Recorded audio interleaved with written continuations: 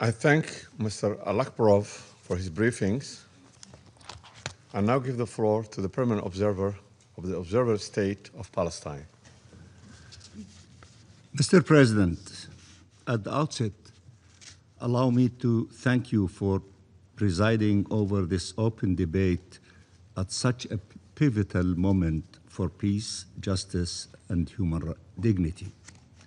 Allow me also to welcome the ministers who are with us, to thank Mr. Ramiz Al-Akbarov for his briefing, and to welcome again our friends, the 5 elected new members of the Security Council, Bahrain, Colombia, Democratic Republic of Congo, Latvia, and Liberia.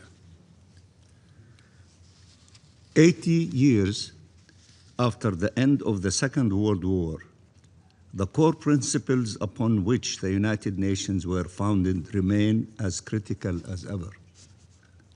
The right of peoples to self-determination, the prohibition on the acquisition of territory by threat or use of force, and the rule of international law as the guarantor of the rights of individuals, regardless of race, religion, or nationality, and of nations, large and small. Those principles are the expression of the wisdom finally acquired by humanity following a devastating war, where peoples around the globe endured and witnessed aggression, genocide, crimes against humanity, and war crimes on a scale that altered the course of history and led to the founding of these United Nations to save succeeding generations from the scourge of war and to ensure international peace and security.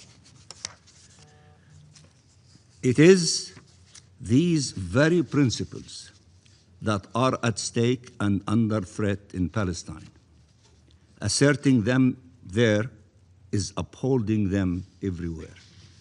Abandoning them there is jeopardizing them everywhere. Mr. President, we welcome the ceasefire agreement reached last year under President Trump's plan, and we commend the personal engagement of President Trump and the US administration, as well as the tireless efforts of the mediators who have worked to implement it. We supported the ceasefire in good faith, even in the face of repeated breaches, with at least 500 Palestinians killed since the ceasefire came into effect, with many more wounded and ongoing destruction by the occupying power, and while life-saving assistance, including shelter, continues to be obstructed in the depths of this harsh winter. We support the plan because it offered an immediate path toward ending the killing and suffering, the famine, and unprecedented humanitarian catastrophe inflicted on the Palestinian people in Gaza. While we recognize that thousands of lives have been saved by the ceasefire, these goals are yet to be fully achieved. We welcome the completion of the release of all Israeli hostages and prisoners alive and deceased, including the recovery of the remains of the last Israeli body 2 days ago. We had repeatedly said that only a ceasefire could allow for this to happen. Yet, we must ask, what about the countless Palestinian families whose loved ones have been killed, with thousands of bodies still crushed and buried under rubble, yet to be found, yet to be identified, and to be given dignified burial? What of the families who waited for the return of thousands denied, tortured, humiliated, starved, raped, or missing? What of the entire families obliterated from existence, or the survivors of genocide left with grave injuries and amputations, who will carry the devastation with them for all their lives? What of the trauma and loss of an entire people? The suffering of the Palestinian people, civilian men, women, and children, must be ended with equal urgency. Healing, recovery, and justice are indispensable and a right for all. Full implementation of Phase 1 obligations, including an immediate end to the killing and unrestricted humanitarian access across the Gaza Strip, is essential. These are not new demands. They are the repeated calls of this Council and constitute obligations under international law. Moreover, Israel must end its ongoing war against humanitarian actors, including UNRWA and vital NGOs, whose safety and ability to operate have been repeatedly undermined.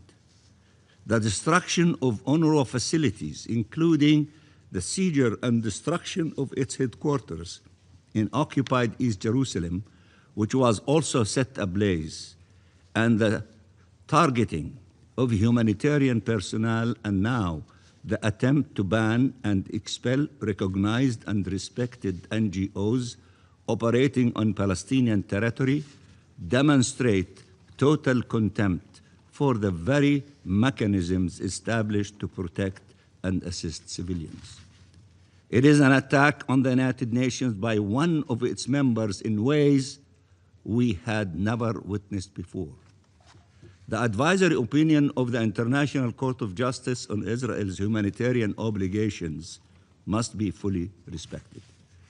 But instead of compliance, we have witnessed continued obstruction to aid delivery, continued violations of the Charter and Convention on the Privileges and Immunities of the United Nations, and continued grave breaches of international humanitarian law by the occupying power. In this regard, we call the letters of the Secretary General to the Security Council, to you, and General Assembly, including that in light of the gravity of the Israeli government's actions, and I quote, "A situation may exist in which a difference has arisen between the United Nations and the State of Israel regarding, among other things, the interpretation or application of the General Convention," end of quotation of the letter of the SG. Furthermore, we are obliged to underscore yet again, Israel is not the sovereign in the Palestinian territory. This illegal occupation has no rights whatsoever in occupied Palestine, including in Jerusalem. Mr. President, the ceasefire's permanence and success requires that Israel cease trying to dictate the future of Gaza and to fully withdraw from the territory. Gaza is an integral part of the Palestinian territory.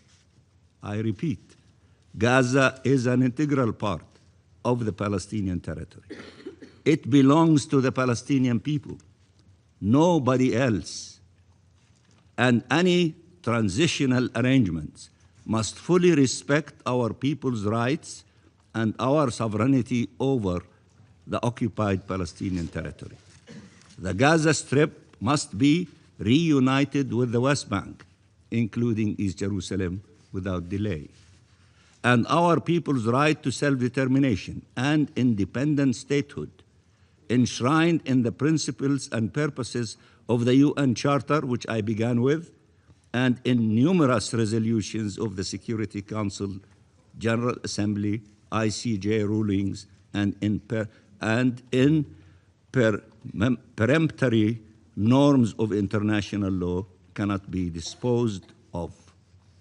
Israel has to abandon its plans to forcibly displace and replace our people across occupied Palestine. In the West Bank, Israeli military attacks and settler terrorism continue unabated, systematically driving Palestinians from their homes Settlements continue to be advanced, all tools of rampant annexation. In this regard, we warn of the dangerous Israeli escalation against Palestinian cities, villages, and refugee camps in the West Bank, including the implementation of the so-called E1 settlement project. This must be stopped. The last families in Ras Ain al-Auja have been forced from their land, leaving no Palestinian presence in what was once a thriving community. This was the largest shepherding community in the southern Jordan Valley and the last to survive Israelis' ethnic cleansing in the area. United Nations reporting has now documented a record level of West Bank displacement in the last 2 years. Around 40,000 Palestinians violently and forcefully transferred from their homes, the highest figure ever since 1967. Despite the long-standing demands by the international community, including the Security Council for decades, for a halt to such illegal colonial practices, Israel persists with its impunity, entrenching its illegal occupation of our land and people every single day. This must be stopped. Mr. President, these events are not isolated. They are part of a sustained pattern that threatens not only the Palestinian people, but the foundational principles of this organization. This cannot be ignored. Yet, we still see a chance for peace. I repeat, yet we still see a chance for peace. A real historical opportunity to end the occupation, to realize Palestinian rights, to achieve just and lasting peace in accordance with international law and UN resolutions. The Palestinian Authority is working in impossible circumstances to uphold its responsibilities. It is working to retrieve the bodies of Palestinians, to restore education, to revive the health sector, to provide shelter and assistance, to reopen the Rafah crossing in both directions, to prepare for recovery and reconstruction. It has persisted in its decision to embark on a peaceful path to freedom and has not deviated from it. It has conducted difficult reforms while being undermined politically and financially. It has adopted the principle of one state, one government, one law, and one weapon. Palestine is a reliable partner for peace, if peace is the objective. Palestine is a reliable partner for peace if peace is the objective. The whole world can testify to that. But the Israeli government's objective is not peace, it is domination. Netanyahu yet again bragged that he will never allow a Palestinian state to emerge. He went further, reaffirming Israel will retain control from the river to the sea, promising eternal occupation, a delusional idea that will continue depriving our region of the prospects and promise of peace. Mr. President, the Palestinian people have an inalienable right to self-determination, including the right to the independence of their state. Any implementation of peace plans must be uphold this right fully and unequivocally, and must preserve the unity and territorial integrity of the West Bank, including East Jerusalem and the Gaza Strip. There must be no administrative or legal, or I should rather say illegal, measures that entrench division and occupation instead of bringing an end to them. Mr. President, the best way to consolidate the ceasefire is to move towards a just peace. This requires the mobilization of the international community as a whole, in charting a clear path away from occupation and war towards shared peace, security, and prosperity as foreseen by the New York Declaration and supported overwhelmingly by the member states of these United Nations. We must all work together to advance these noble objectives. We welcomed the launch of Phase 2 of the ceasefire agreement and the establishment of transitional bodies to help administer Gaza in the transitional period ahead of reunifying the West Bank and Gaza Strip under the Palestinian Authority as stated by this Council. Palestine must be central to and fully represented in any processes that determines its future. We reiterate our readiness to work with the United States and regional and international partners to ensure respect for the ceasefire agreement in line with international law. Our people are waiting for the recovery and rebuilding promised to them after so much pain and loss inflicted on them. We cannot let them down. Palestine needs a just peace more than any other country because it suffers most in its absence. It is seeking a peaceful path to freedom. We are seeking a peaceful path to freedom. It should be encouraged and supported, not undermined. We want our rights, the rights accorded to all nations, nothing more, but also nothing less and nothing else.